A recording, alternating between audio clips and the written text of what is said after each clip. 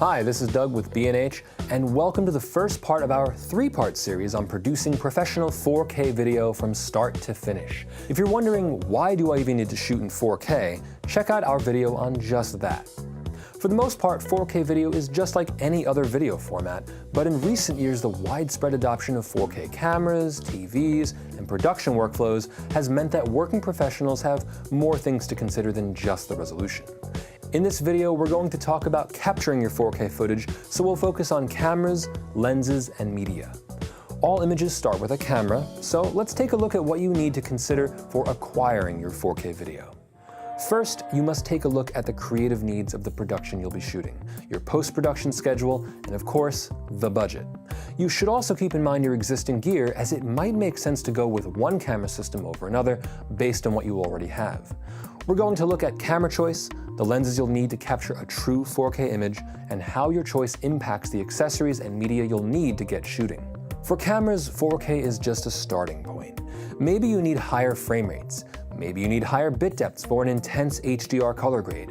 Maybe you just need a camera that can deliver a beautiful image with minimal post-production. On the other hand, maybe you need a full fat raw image, or perhaps you need a smaller camera that can set up and break down very easily. So where do we begin? Our first setup is based around the Canon C300 MarkII. With a fantastic Super 35mm sensor, it delivers some of the best 4K images in its class. But perhaps the most important reason for choosing the C300 MarkII is its functionality, compatibility with Canon glass, and professional internal recording options. Its numerous C-Log formats give it flexibility in post, all while recording to a very strong 10-bit codec. We'll talk more about grading in parts 2 and 3, but it's crucial to understand your approach to post-production when choosing a camera, because sometimes you may not be able to spend the time on a complex grade. For documentary work, television, and commercials, a camera like this means you have a lot less to consider in regards to rigging and post, while still creating a beautiful cinematic image. You might want the C300 MarkII if you're looking for 4K, 10-bit 422 internal recording, raw output over SDI, 15 stops of dynamic range, and of course, native compatibility with Canon lenses. As you can see, we've rigged out the camera with a cinema lens, follow focus, matte box, and rails.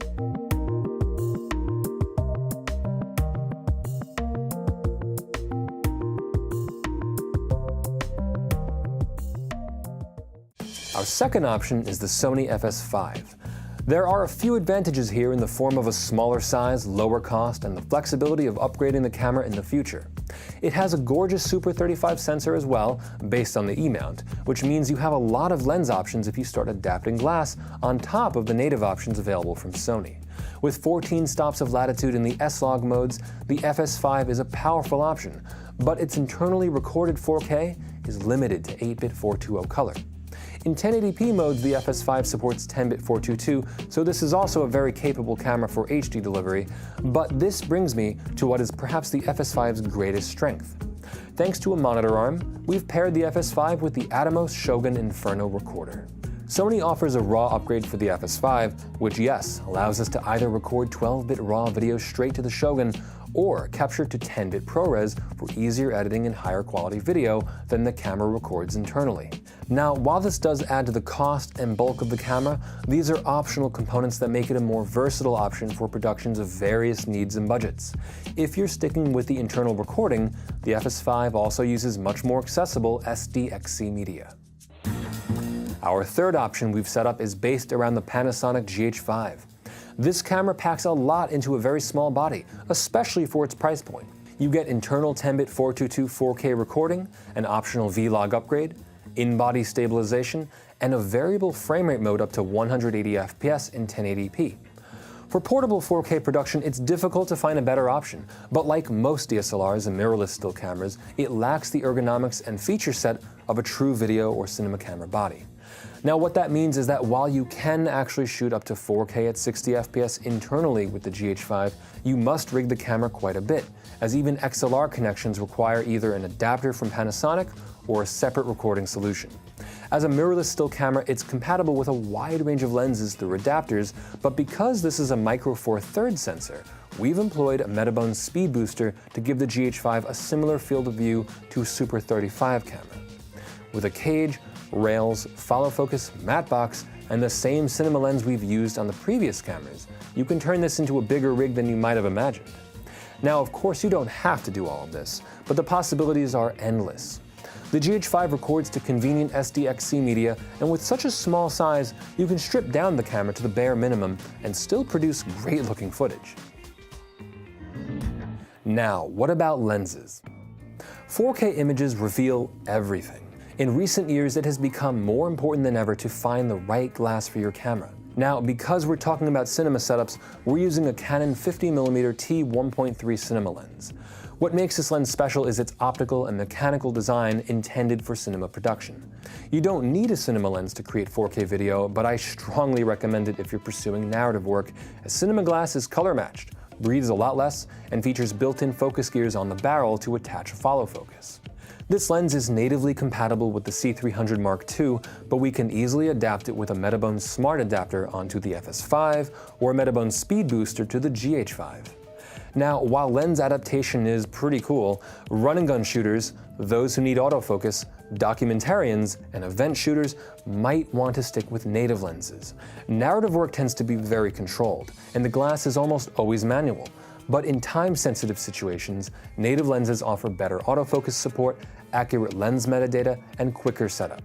The C300 in particular has an enormous range of lenses to choose from, which makes it an attractive choice, especially if you're already invested in Canon glass.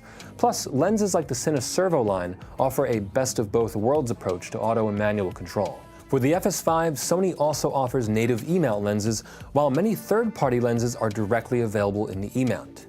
Because it still uses a Super 35 sensor, you don't need to worry about cropping your field of view as it compares to most cinema cameras that also employ the Super 35 standard.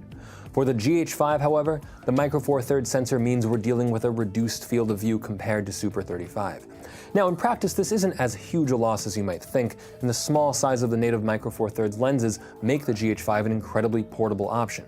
Regardless of your camera choice, I highly recommend investing in at least some native glass, as there will be situations where adapting lenses or using high-end cinema lenses is impractical. Last but not least is media. There are plenty of options for media that largely come down to capacity, speed, and format. But for the most part, you use what your camera requires. You need to keep in mind your production schedule when making this decision.